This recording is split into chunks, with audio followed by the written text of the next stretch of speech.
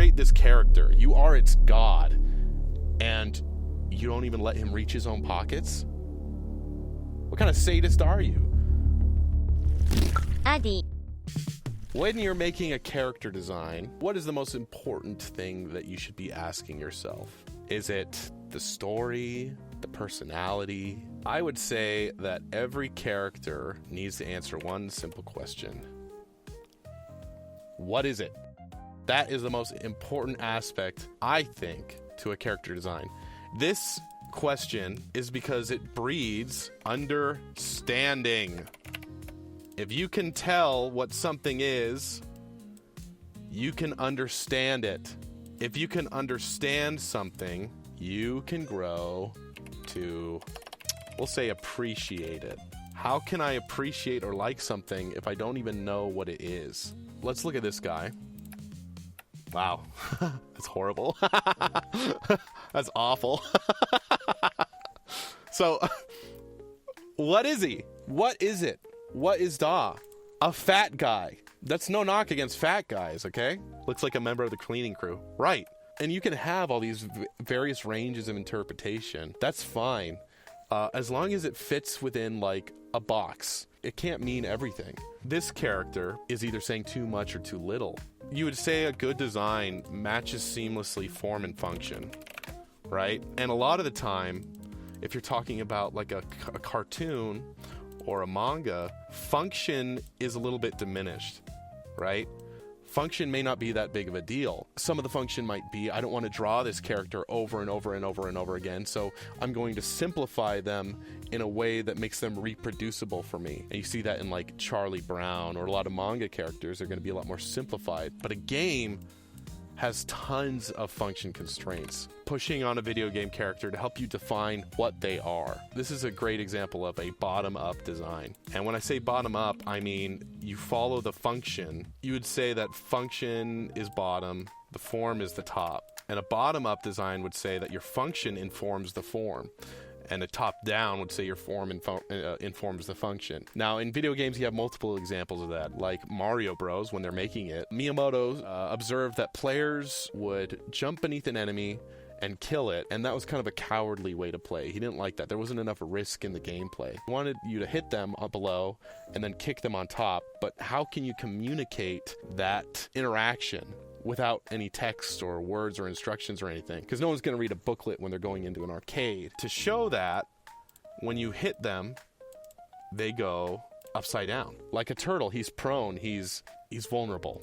That would be a bottom-up design. Top-down might be like Smash Bros, where you already have the character designed and you're trying to make the mechanics kind of work for them. So a big example of that would be like Captain Falcon. He didn't have a character controller, and a lot of the personality of Captain Falcon, at least in the way that he plays, is informed by them deciding to make him fast like a race car, because he came from a racing game. So that would be an example of top-down design. Now, with Concord, let's figure out a way that we can do the bottom-up design. What is the function of the character Daw? How can I communicate Daw's mechanics via visual design? Let's look at a video. Let's look at a great video for this character. Let's go. This will be fun. Yeah, this will be fun. He's got a rifle. Second wind. He does something. And he makes a dome. A dome! Healing pad. Okay, so he's a healer. I didn't know that. Did you know that? Did you know that Daw is a healer? Dome. They really like that dome. I think the dome is an important aspect of this character. Whoa, that was pretty cool. Now, I want to take this design and kind of capture the spirit of it. I mean, if we recreate this whole thing and just like deviate a crazy amount to the point where you don't even recognize that character, can we really say we're redesigning this character? All right, so we got some pretty important things. Dome and blue jacket. Nice. I've seen some redesigns where he is like cool and attractive, you know, just because they want to make this ugly character appealing. But I think this character can have a different kind of appeal. He also has goggles. That's an important thing. And he's fat. And let's say orange gloves. So we'll call that the form. these things need to be here. We'll call this the function. That dome. Here's what I would do. And I don't know why I thought about this this way. I'm like, what kind of guy is wearing that big jacket? He looks cold. Maybe instead of saying, oh, this is gonna be fun. Oh, whoa, that was fucking sick. He says things like, chill out, cool down. And so the dome is an igloo. And he's gonna keep those goggles like kind of like an Alaskan explorer. We're gonna keep that jacket, that big old fucking jacket.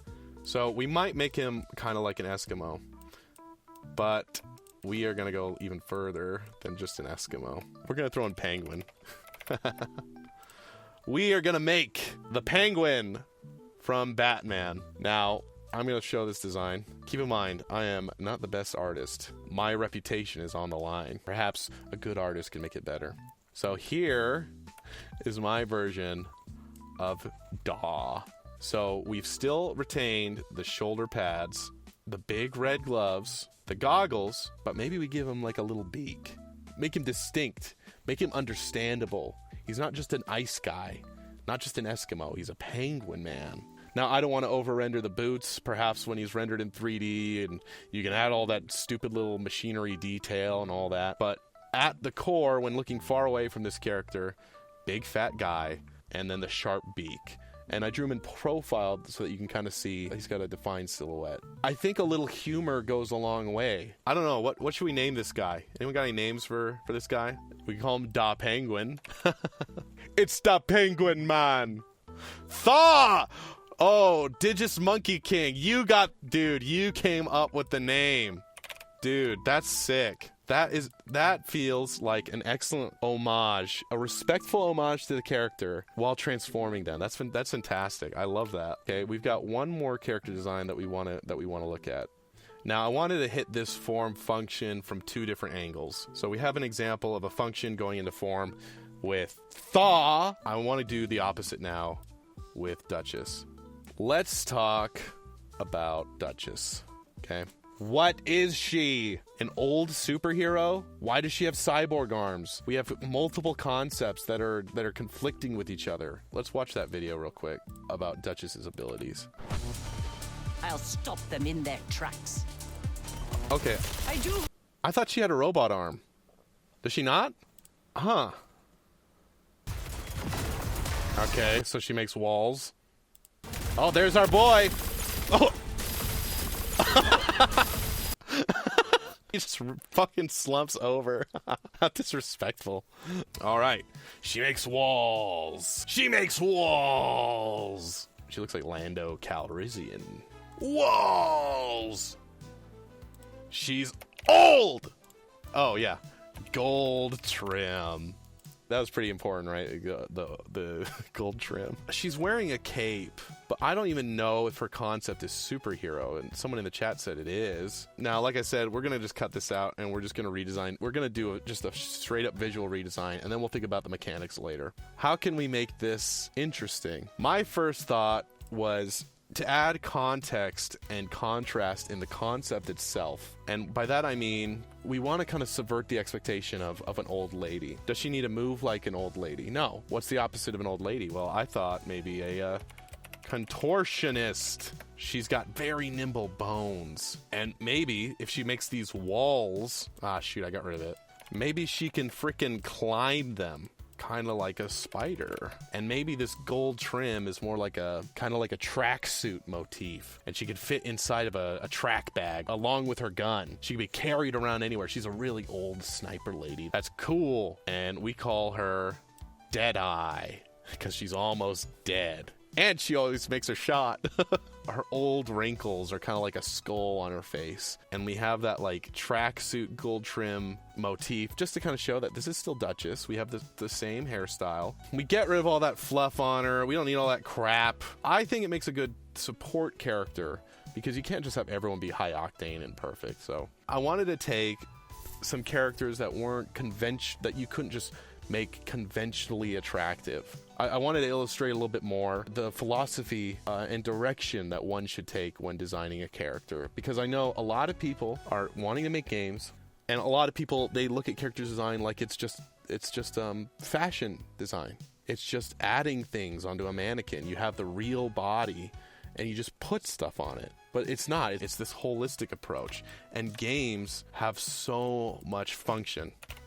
They are oozing with function. Not every character is supposed to appeal to everybody. It's what function does this character serve and how can I marry that form? A lot of people are missing that out in the Concord. I think a lot of people are missing that concept in video game character design. And having people just lead you down the primrose path is just going to leave you in a bad spot.